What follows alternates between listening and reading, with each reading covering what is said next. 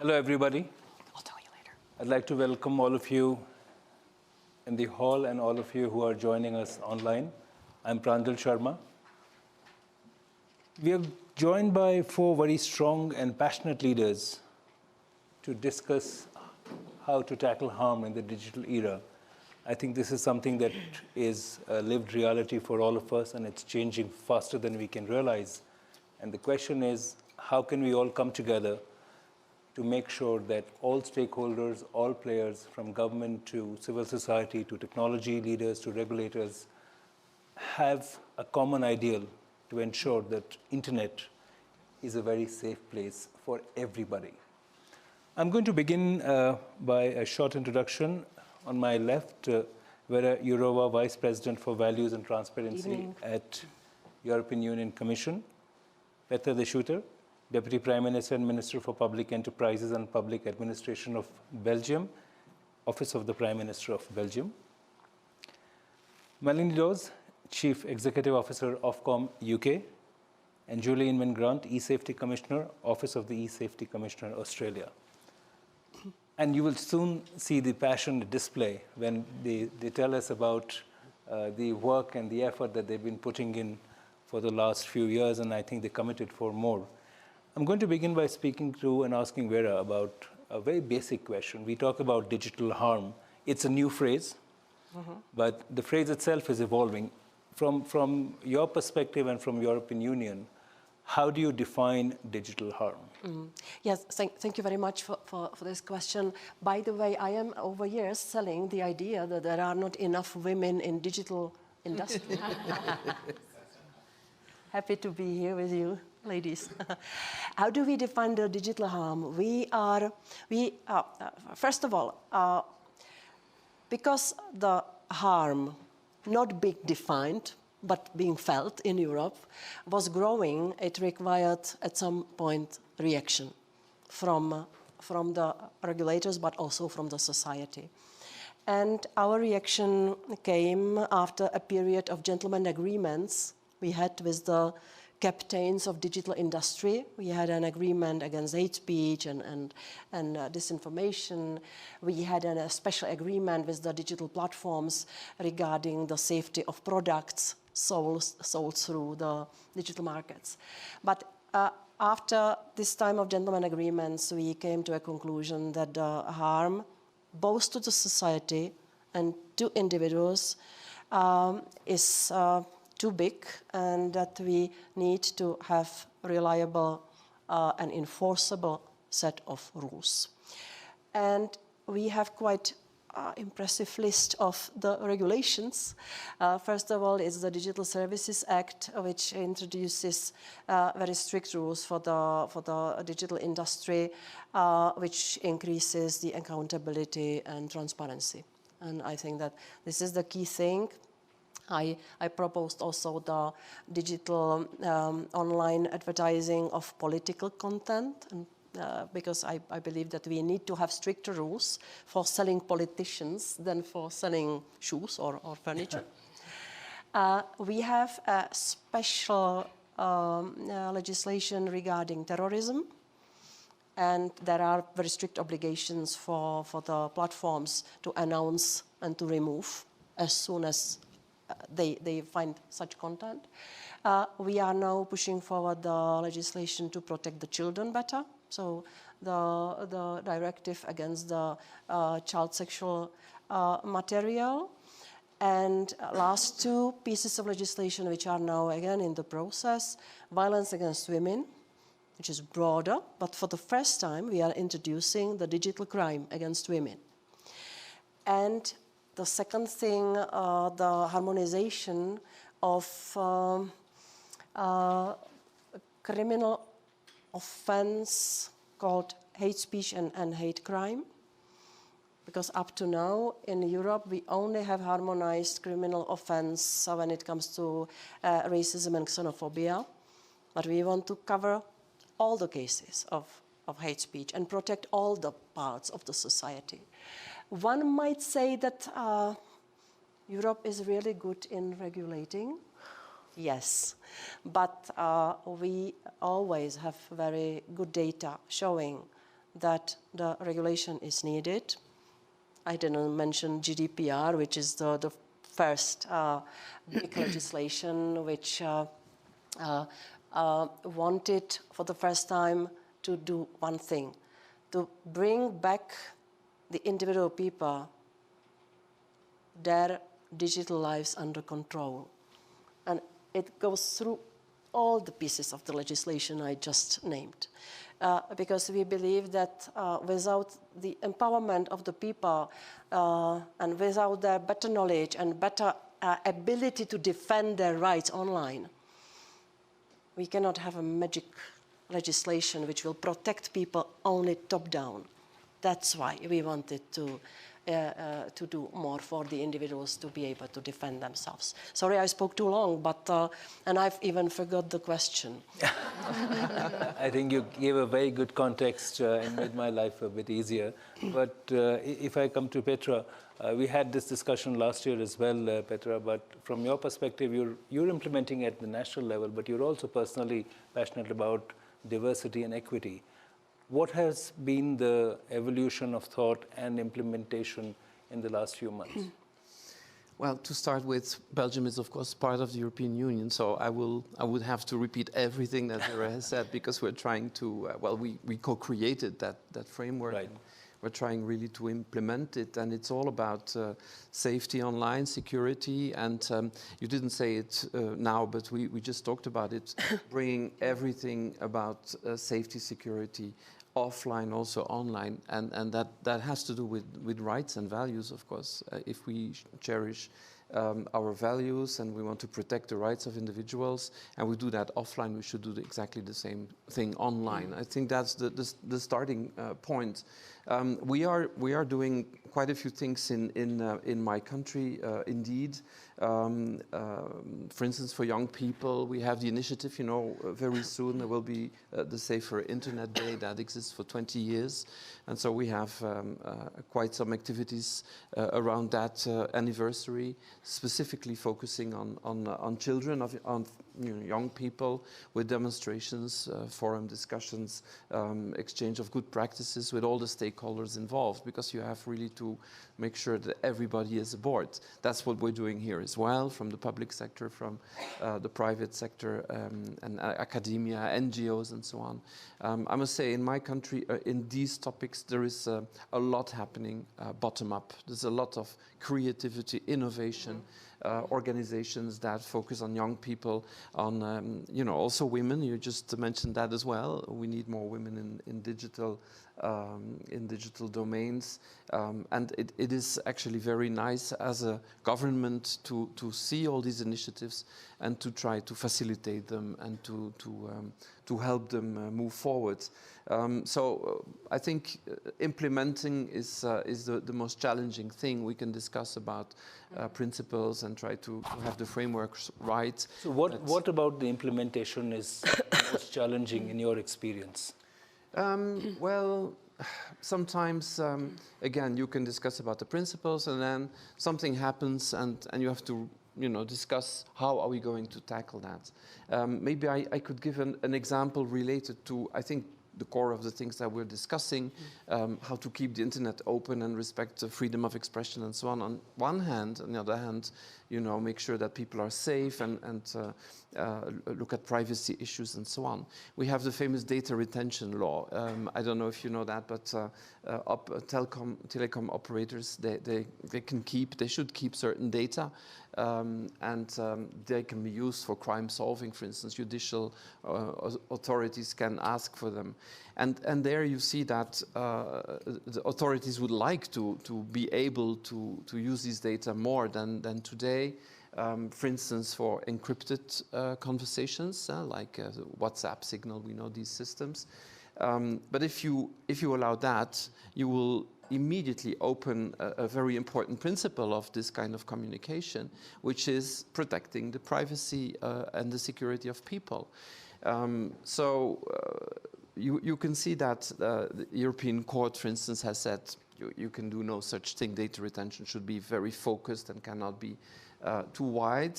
and our constitutional court has followed the European Court of Justice in that. We had to change the law for that, although our security services would have wanted differently.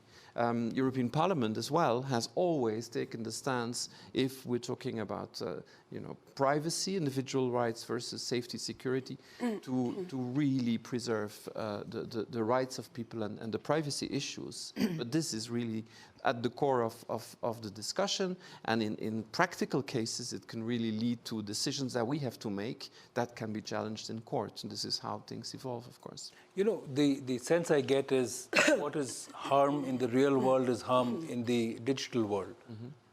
But the important dimension is that in the digital world, anonymity is far more. It's easier for people to get away, the people who are criminals, who are trying to create the digital harm. So Melanie, I'll come to you. If you could, firstly, of course, talk about some of the work that Ofcom has done in terms of the principles and the regulations, but also to see that the differences between tackling harm in the real world and digital world are also tremendous, and you're referring to the challenges. So would you like to comment on this?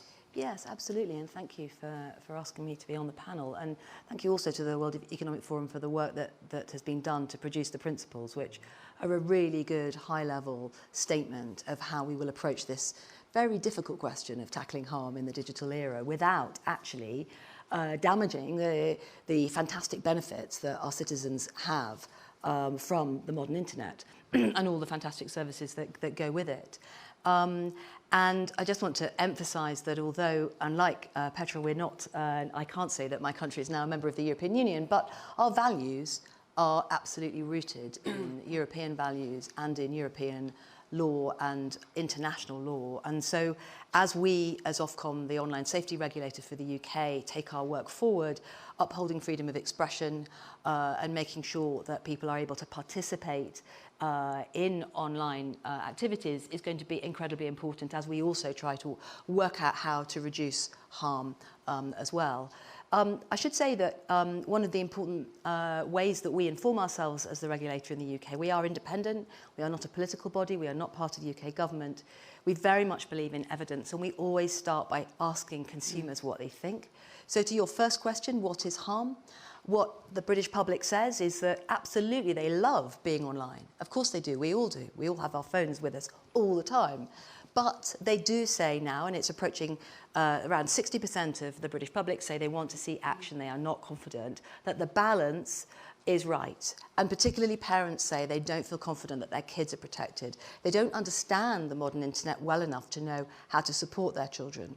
So as the regulator, what we're taking forward, we will be the UK regulator.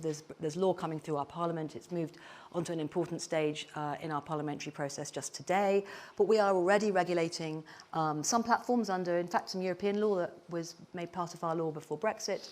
And we're regulating TikTok, Snap, Twitch, and also some of the adult platforms, including OnlyFans. And we're building our expertise. We're bringing people in from the tech platforms. That's been fantastic to see that people want to come and join us. And I just hope that we can really make a difference here. We will do so, though, not on our own as the UK. We are determined to join up, not just across regulators in the UK, because privacy, competition issues, harm, we do need to see those in a rounded way across different priorities and join up, but also we want to join up with our colleagues. So we are very, very keen to work with any other regulators who may be watching this, who want to join us in this endeavour, because in the end, the internet is not a national thing. It is something that is about all citizens, albeit that some of the harms and issues can have quite a national perspective. Just very briefly, your question about anonymity. It is the case that for some, anonymity is used as a cloak to hide their criminal actions, no question, or to hide the promulgation of bullying or harassment, things which might be legal but are still very harmful to some individuals.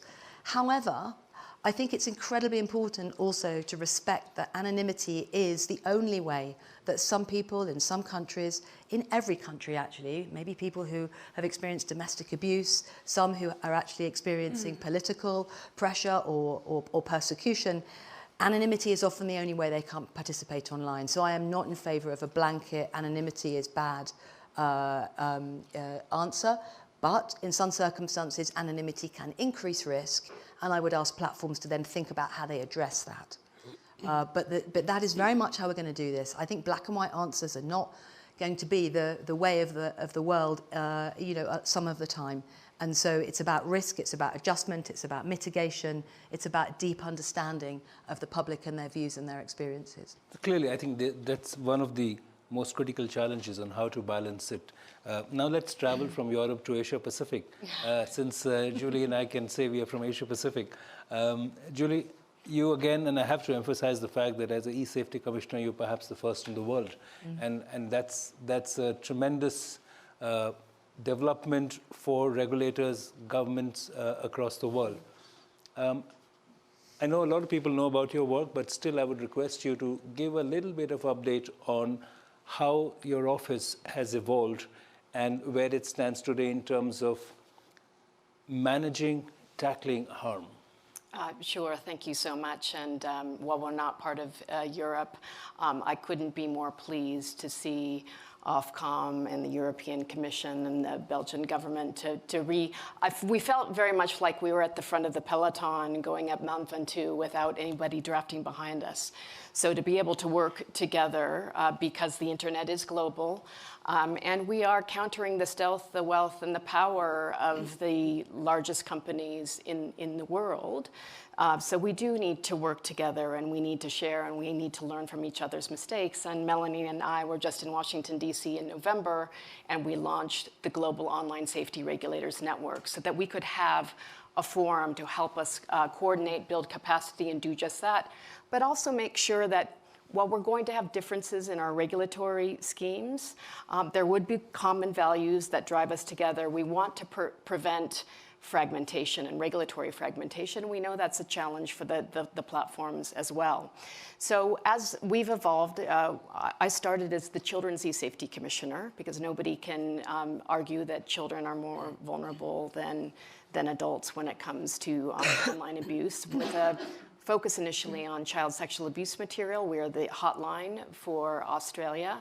And a youth-based cyberbullying scheme where we serve as the safety net for a child when they're seriously harassed, intimidated, threatened. And it has serious consequences for young people. 65% of Australian teenagers come across seriously harmful content. Drug use, suicidal ideation, harmful, violent pornography, and only 30% of their parents are aware that they're actually seeing that. So there is this digital disconnect that exists between parents and what they understand their children are experiencing and what they're actually seeing and experiencing online. So we spend a lot of time on prevention. And that means doing fundamental research on attitudes and how harms are manifesting, but also what the impacts are. For too long, people have seen a differentiation between harms online and harms in the real world. Well, they are very much interconnected, and we've certainly seen instances where real online harms and online misogyny has filtered into real-world online violence. And so we've seen time and time and again that it is necessary to protect everyone's voices. We also know that hate speech is experienced by 11% of the population, but it's double the national average for Aboriginal and Torres Strait Islander people and those who identify as LGBTQI+. So we need to protect those vulnerable voices in society as well. So prevention, protection through our regulatory schemes, but we also all realize that we're not going to regulate or arrest our way out of online harms. So you have to arm your citizens with the skills they need to be able to harness the benefits and mitigate the risks. And we do that to multiple languages, really from cradle to grave. 94% of Australian 4-year-olds have access to a digital device. So parents are the front lines of defense. So we have materials for 0 to 5s, but we also have materials, the Be Connected program for Australians over the age of 65, because of the least represented population online, yet the most vulnerable and the most trusting to social engineering and online harm. So following protection is what I call proactive and systemic change. we're never going to have a safer online world if the fundamental building blocks aren't built with safety and human centricity in mind. So we, with the industry, developed the safety by design principles, which are service provider responsibility, user empowerment and autonomy, and then transparency and accountability. But we know that principles are only effective if they're put into practice. So we developed risk assessment tools that are free and have been downloaded in 46 countries for both startups and large-scale companies. And I can tell you 5 years ago when I was talking about safety by design and using road analogies about embedding virtual seat belts and erecting digital guardrails, like we just take for granted in our cars today, I felt like nobody was listening. So to hear Vera yesterday talk about safety by design and Melanie talk about duty of care and building safety by design, it's critical. We have to anticipate the risks, whether it's generative AI, immersive technologies. We've got to learn the lessons from the Web 2.0 world and the harms happening today and shape the online world to the future, because what could possibly go wrong in a hyper-realistic, high-sensory metaverse environment where you can actually feel the harm through haptic suits? Haptic suits are being developed to simulate the feeling of bullet holes in online gaming. And you can imagine that a sexual assault in the metaverse will feel real and much more visceral. So the emotional and psychological harms that could cause will be tremendous. So we need to get ahead of this and not let the metaverse happen to us. We need to shape it just like we shape cities to make them habitable in urban planning. We put in green spaces. We make sure that there's water supplies and crosswalks. We need to do the same thing for the metaverse. Thank you. That's wonderful, Julie. I think that should be put down together as a separate article, all that you said. But let me bring a couple of thoughts from all of you, what you said. And I find this very fascinating because we are talking about 4 billion people online, but clearly another billion are coming online as we speak. Those billions who are coming online, and it's not going to happen. Both of you and all of you referred to the point that even parents and adults don't understand how to manage and tackle digital harm. We are talking about new communities coming in, and they don't know what to do. They're just so delighted to have a connection, a 4G connection, and a device that they lose all perspective, and perhaps because they don't have it already. How do you manage digital harm at scale? How do you ensure that communities, not just in developed societies, but emerging economies in Africa, Latin America, and Asia, who are, again, both adults and children, the youngest of children are getting phones now, right? Parents leave the kids with phones to attend to other tasks. We don't know what's happening there. How do you manage that? In fact, I mean, it of course talks about collaboration, but I'll request any one of you to answer this question.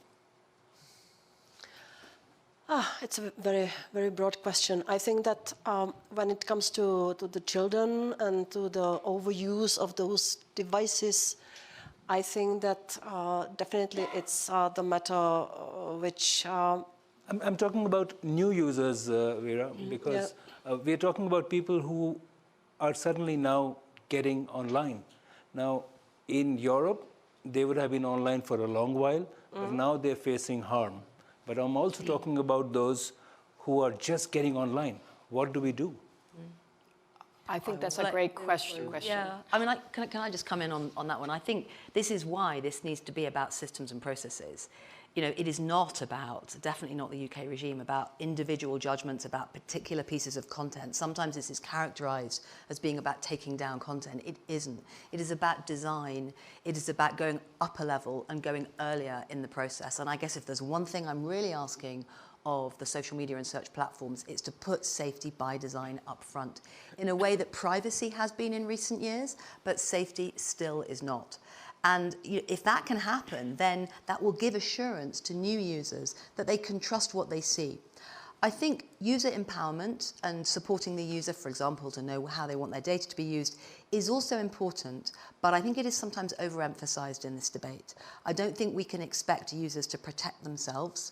Exactly, so that means that other stakeholders have a role. Of course they do, and that's why the UK system puts a duty of care on the platforms to assess their risks and to put in place appropriate, proportionate, of course, you don't want to kind of do things that are crazy here, but proportionate changes to their systems and processes to increase safety. And I'll just give you a few tiny concrete examples. So, for example, you know, if you have a service that has a lot of kids accessing it, teenagers, and we know sometimes even younger children, it's really important to know how your messaging services work.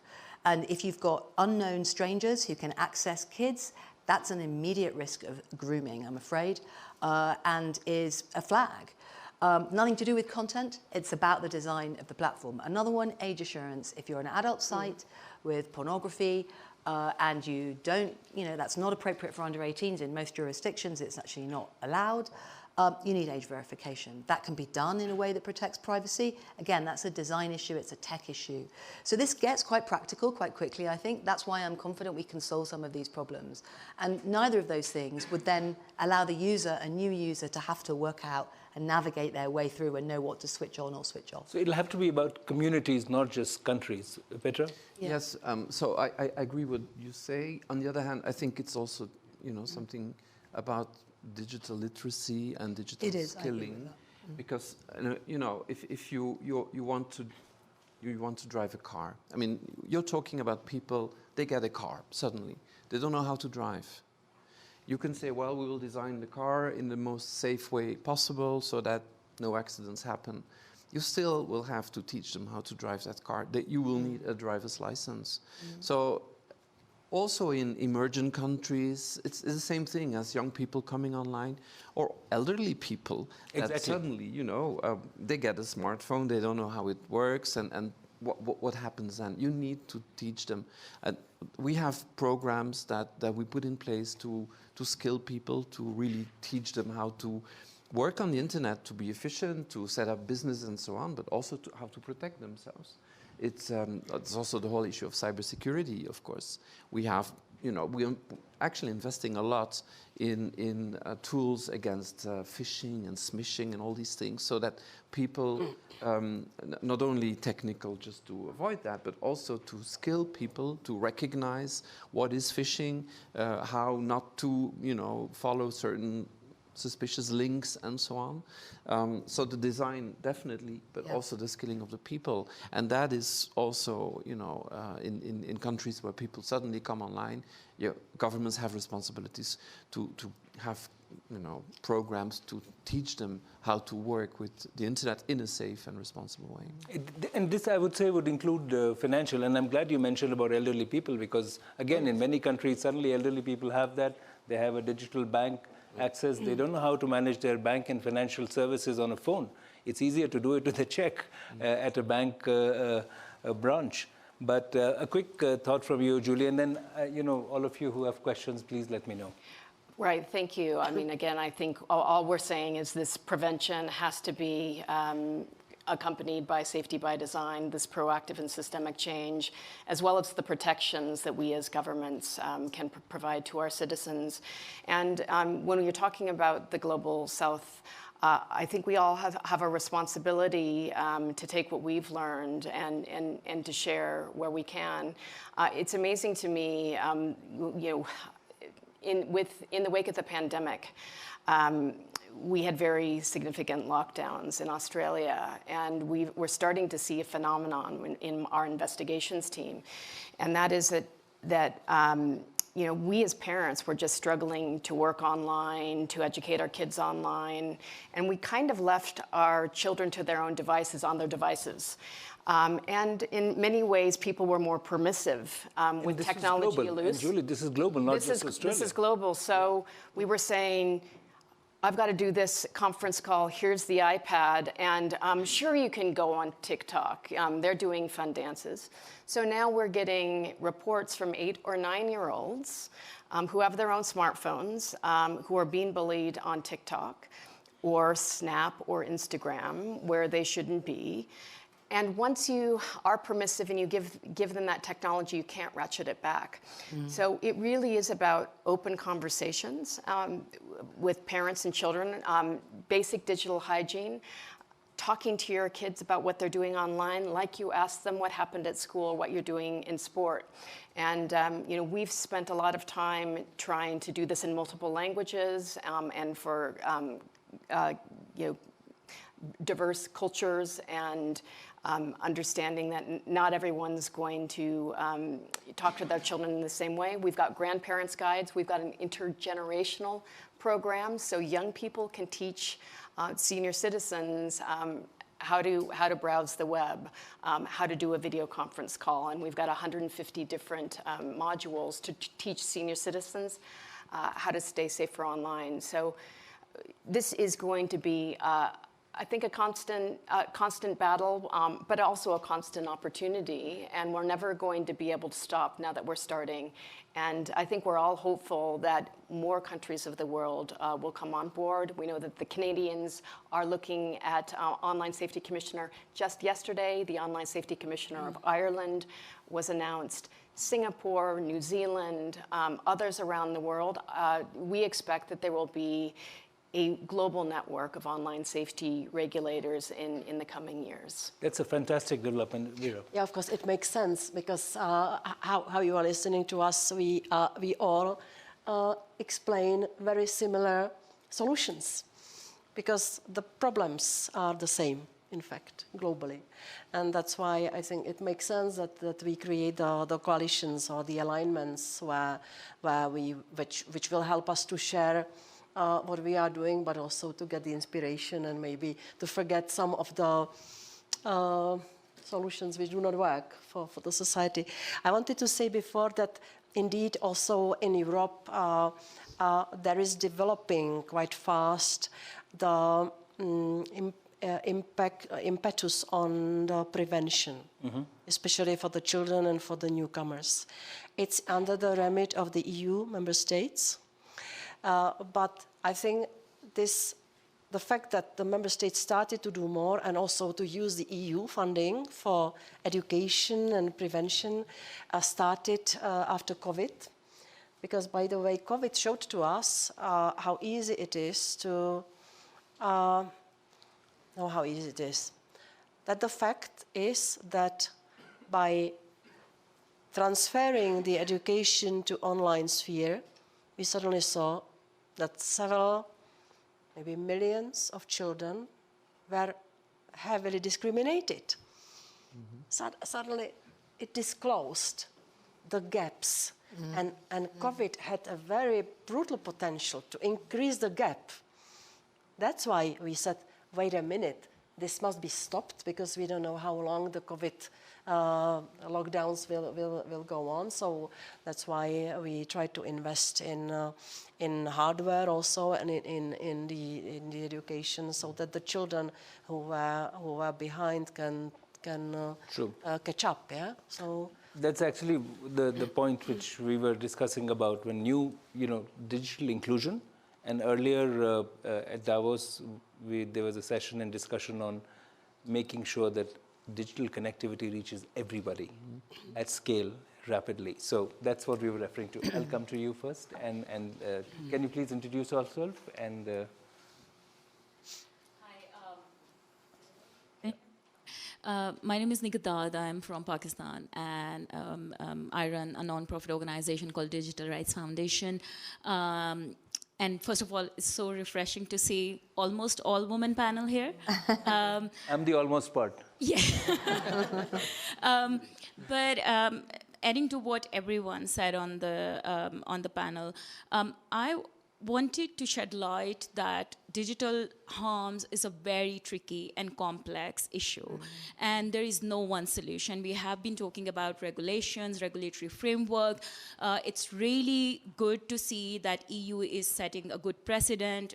We are seeing how regulators, and Julie, thanks for all the digital literacy materials. We have been using that in Pakistan.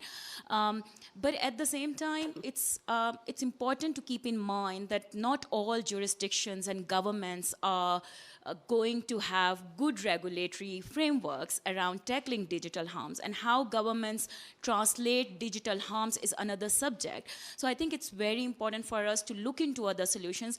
And one thing I think that when we are talking about duty of care, there is a duty of care on developed countries towards developing countries in terms of what they are doing to empower civil society organizations who are working on digital rights, because they are playing really crucial role, not only in terms of digital literacy side or raising awareness with the people, but also holding their governments accountable and holding platforms accountable. That's one thing. Another thing I want to say, self-regulatory mechanisms are very important to hold these platforms accountable. There is one already there, and Melanie, we spoke about this, the Oversight Board of Meta. It's just one self-regulatory mechanism that is transparent and independent, and we need these companies to have more self-regulatory mechanism, because what we are trying to do is to bring a central solution which is contextualizing, all these problems, while keeping in mind that these harms are very different in many countries, and how platforms are translating it and how they are responding to it is something that we are addressing. Thank you. So I'll just collect some thoughts and then come to the panelists. Two quick questions. One, first of all, thank you very much for all the work you've been doing. I actually sadly don't think it's a coincidence that you're all women regulating platforms built mostly by male engineers. Having worked in tech for many years, it's sad, and I wonder how you get more of you in the rooms as these things are being built. My question is about America. Most of these platforms were built in America, as we all know, and there's no American regulator sitting on this stage. And I'm curious what your hopes and, well, we all know what the hopes are for America, but what your thoughts are on actual regulation in America. Right. So let me just come to, there's one question there, because we have about 8 minutes left. Maybe I can ask them to respond to these two and then come to you and her. Yeah. So would you like to respond, any of you, Julie? Melanie? Having been built in America myself, and spent 22 years in the tech sector, when I was a single gal there, I used to say, well, the odds are good, but the goods are odd. Anyway, that's a little inside tech joke. We have been having discussions with the White House and members of Congress, and I do think if the U.S. government took some form of action, we'd probably have a much safer online world. Obviously, the Biden administration has done some really important thinking. They've got the AI responsible rules and ethics. They did the U.S. Future of Tech Commission, where they did look at the eSafety model, but they also looked at safety by design.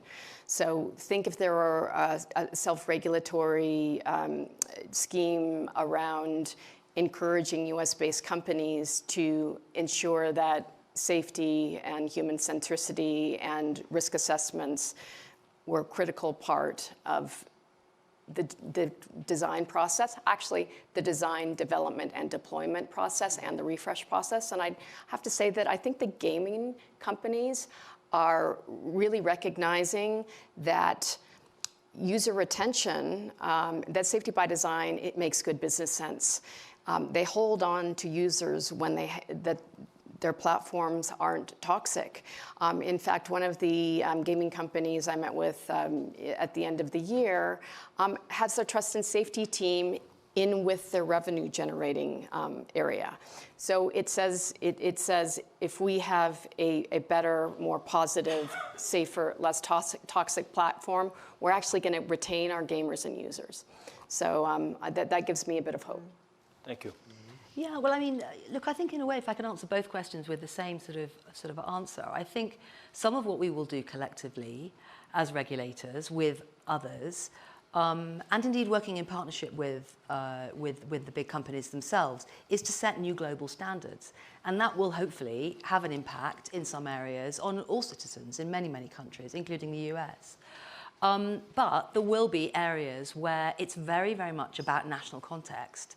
And that's where I think it's incredibly important that those of us who are working on this now, do reach out to understand and make sure that the things we do don't cut across those. And I talked about anonymity earlier. I think that's one example of where actually you take the debate about anonymity into countries which, really don't believe in freedom for their citizens, and you take it into a completely different space. So that awareness, I think, is very important. It's incumbent on all of us to do that. But fundamentally, I think our efforts have the capacity to be as GDPR has been, and that's kind of what we're aiming for. It's just that there's a few more of us at it than just the European Union, but we will work in very close partnership.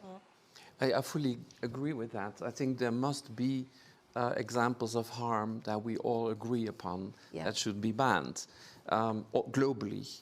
And that we should have standards that are applicable everywhere. And then, of course, there will be differences between countries for many, many subjects. Like offline, it's the same thing. Actually, it's not so different. You could talk about standards that everybody agrees upon, but then, go into more specific cases where differences exist between different political systems, cultural systems, whatever, different countries.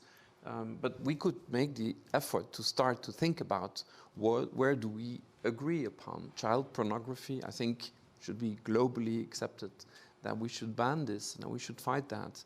So we can find a lot of things that we can agree upon globally, I'm sure. Do you want to add something? Yeah, on Pakistani thing, I don't believe too much in self-regulatory solutions. I think that to address the harm to society, there must be push from top down, from the regulator, and bottom up from the society.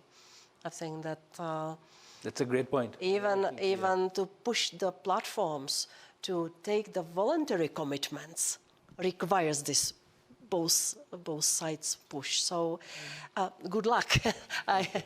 And on the United States, well, I think that I spoke to a lot of Congress people and senators about especially the protection of private data, because we were waiting for something to happen in the United States also in relation to protection of privacy. And I found out that the logic and way of thinking of the legislators in the US is exactly the same as in the EU. They also make a very precise analysis or thorough analysis of how big the harm is and to whom the harm is caused. Yeah? So I believed that Cambridge Analytica case will move them, that the Americans will start to be more careful about what's happening to their privacy and their private data after this shock that such a manipulative technique can make them vote for somebody they may not want to. And nothing happened. So we will have to wait more. The strong point for the Americans when to think about some federal rules for protection of privacy is the fear of fragmentation. Because already now, for sure, it's California and I think Virginia, which have the special rules which increase the protection of privacy of people online. And this fear of fragmentation is very strong, especially from the side of the Republicans, because it will not be good for business. True. The point which we have in mind, the protection of privacy as fundamental right, which is dear more to Democrats in the US, was never strong enough to prepare or to push for the federal bipartisan legislation. The same thing, a reaction on the 6th of January 2020. I would expect that there will be maybe some more thoughts about whether it's a really good thing to have the digital sphere to influence in such a way the real life and the behavior of people. And again, no big reactions. So, and in Europe, of course, we have our history. We had to take action against hate speech, because what it is, anti-Semitism, racism, LGBT, the menu is always the same. Judges, NGOs people, everybody. I just want to take one more question, if you don't mind. Sorry. Yeah, I'm getting into the heat. Yeah. But I think that we have a very strong reason why to regulate. I will simplify that. And we had the 6th of January in US. We had in Brazil. I'm a Brazilian. I had in Brazil just 2 weeks ago, and it was terrible. The same story. Yes, indeed. Very briefly. So I'm even confused to formulate my question, but I will try to share the views very, very briefly and to hear your thoughts. So part of what we see is just a behavior that's not new. So what I'm trying to say is kids, for example, they use it to play bullying with each other 40 years ago in my generation. But that was a local story. There was a local community story. Then the general manager of the school to call them and give them some, so, well, should not do that, and things are resolved. If you have your kid's photo, for example, an embarrassing photo published today, it could become planetary, it could become globally. So scale for me is a real issue. So I would love to hear any of your insights on practical things that we could do, if you have ever discussed it or in these forums, to tackle this topic. Fake news on politics, they're not new. In Brazil, again, we have huge fake news. You reach 1,000 people, now they reach 50 million people. So the offline world to the online world, applying the same rules might not be enough. So I would like just 1 or 2 examples of practical things that could be done to avoid this. And again, final one. Some people believe in Brazil that the world is square, so it's just stupid thinking. Yes. But this is what I would say. Also in Europe. Sort of opinion, sort of freedom of speech, freedom of opinion, whatever. But these are maybe not true fake news. How we can balance these things and somehow, I have no idea on practical things that could be done. So we run out of time, but I'll take a quick point from her and then perhaps do this conversation later. But we have 2 minutes extra, I hope. Thank you. So thank you for your work, and I come from a background of public health, and I know how self-regulation goes. We've all seen the tobacco industry, so I was very happy to hear your views on that. So I just wanted to ask you, how responsive and supportive have the tech companies been and the digital platforms been to your efforts to create a safe digital world? I would say it's a dance. When I initiated the Safety by Design initiative, I knew that it couldn't be done to industry, it had to be done with industry, so I brought them along. When we're taking down seriously harmful content like cyberbullying content, I've a 90% success rate in working collaboratively with the platforms, but there are certain times where you have to go further. Can I just address this gentleman's question really quickly, because cyberbullying is almost more insidious than face-to-face bullying. It's less prevalent, but because it's invasive and pervasive. Now children have a little supercomputer that they put in their pocket, and the bullying doesn't stop at the school gate. It follows them into their homes, and you know, if they're not regulated by their parents, sometimes kids have it all night and they're getting pings and bullied. So it exacerbates what might be happening. We know that almost all cyberbullying is peer-to-peer, and it's tied to conflict within the school gates. The other thing I wanted to say is social engineering, different forms of grooming are becoming even more and more serious. So we investigate child sexual abuse material. 1 in 8 pieces of material now is self-produced and coerced. So young people in their bedrooms and bathrooms, on their smartphones, being coerced into performing sexual acts. You can sometimes hear the parents' voices in the next room. So this is literally happening under their noses. And 17 to 24-year-old young men are being targeted by organized crime through sexual extortion. And it's a grooming behavior where they're encouraged to perform sexual acts, and then they're extorted for money. And it's incredibly distressing. We've seen a 600% increase in people reporting this to our office. So again, this is happening globally to every country here. If we don't band together and work to educate people, but also to tackle crime and to bring the industry along to help harden the defenses, we're fighting a losing battle. Thank you. At this stage, I'll have to thank everybody. We have run out of time, but all of you, I think the passion was very visible. Mm-hmm. There is so much more that we have to understand and so much more that we have to do. And I would request all of you who are listening to us in the hall and online that please engage with the World Economic Forum. There several resources are available, and all of you, I think, need to collaborate and contribute, not just institutionally, but individually as well. And I think that's perhaps the best way for us to be very aggressive in tackling harm in the digital era. Thank you very much. Thank you very much.